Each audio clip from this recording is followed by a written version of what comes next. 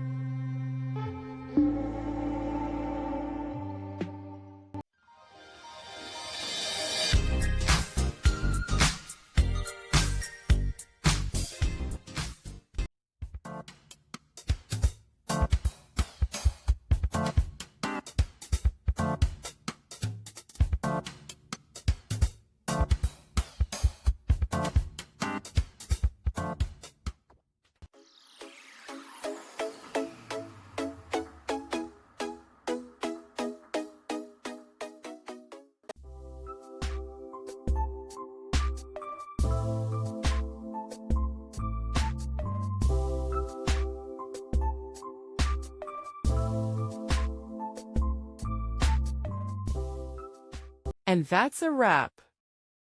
I hope you found the answer you were looking for. If you did, take a second to hit that subscribe button. It really helps out. And let me know in the comments which solution worked best for you. See you next time in the debug zone.